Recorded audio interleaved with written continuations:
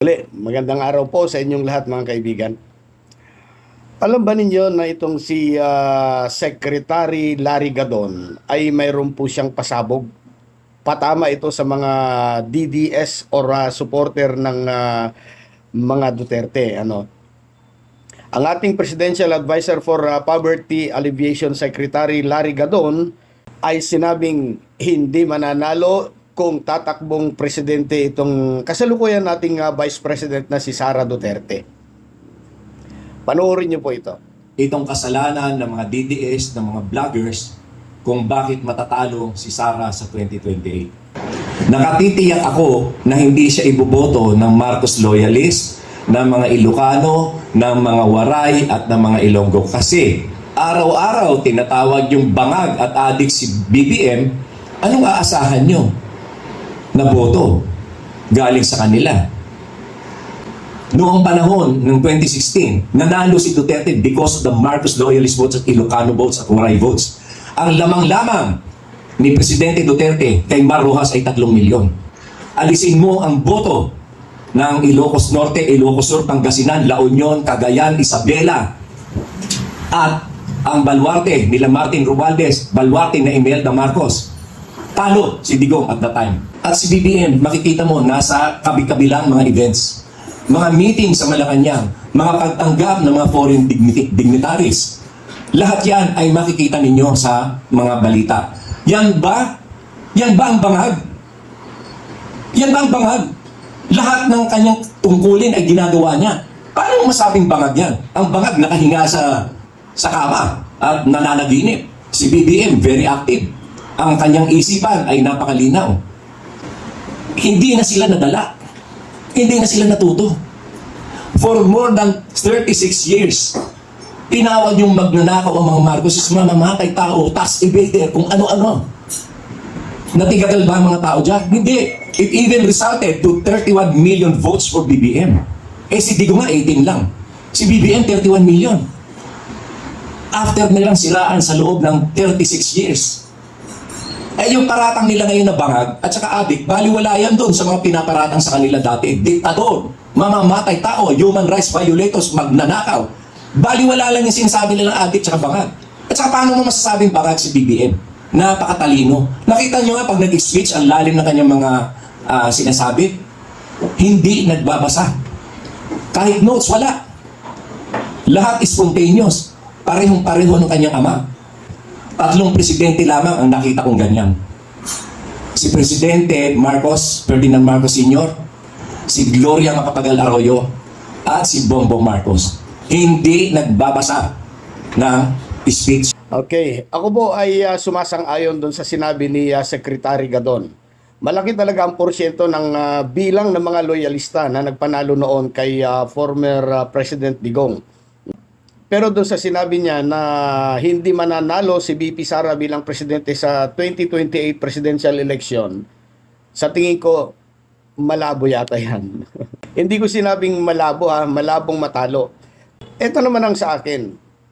Kung sakali, magkatotoo yung sinabi ni dating Senator Trillanes na paparating na yung warrant of arrest mula sa ICC.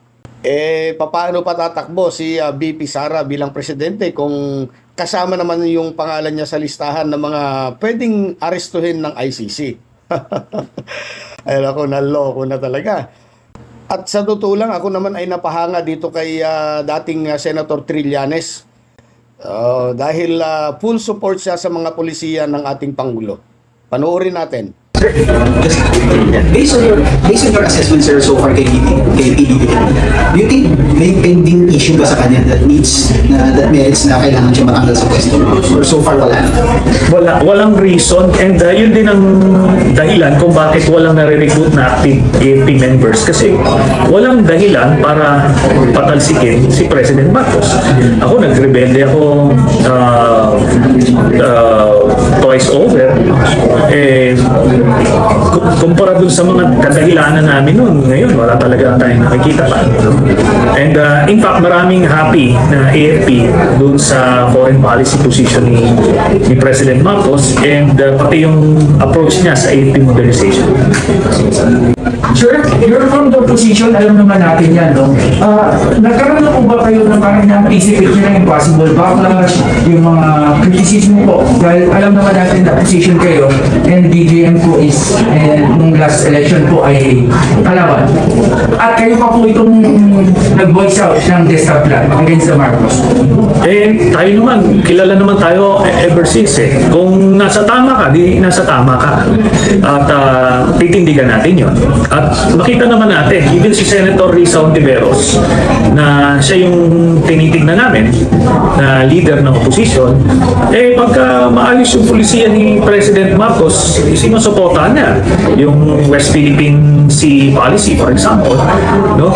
Pero pagka yung mga pulisiyang ikasasama ng taong bayan, edi nakabantay rin ang opposition to make sure na lahat ng magiging mga policies would protect the interests of the Philippine people. So ganun lang po yun. Ganun yung traditional independent opposition ngayon as represented by Senator Risa Ontiveros. Pero yung de facto opposition nila Duterte, ito talagang auster ang gustong gawin lang. They don't care about the policies. Kukontrahin nila lahat. Basta importante makabalik sila sa pwesto.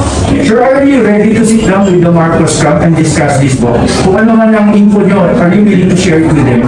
Alam nyo, nung eleksyon, magkabilang kampo kami ni President Marcos, pero historically, when we were in the Senate, may maganda samahan naman. So, hindi naman mahirap yun kung may kabubuti ng bayan yung pinag-usapan. Ayan. Ako naman ay sumasang-ayon talaga dito sa sinabi ni Senator Trillanes. Wala naman talagang sapat na dahilan or batayan para pababain ng Pangulo.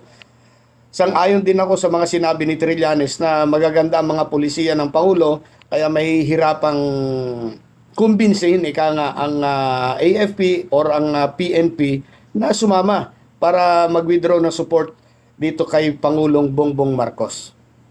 Paalaala lamang mga kababayan, lahat ng inyong narinig sa akin ay sarili kong opinion at reaksyon sa mga video na inyong pinanood.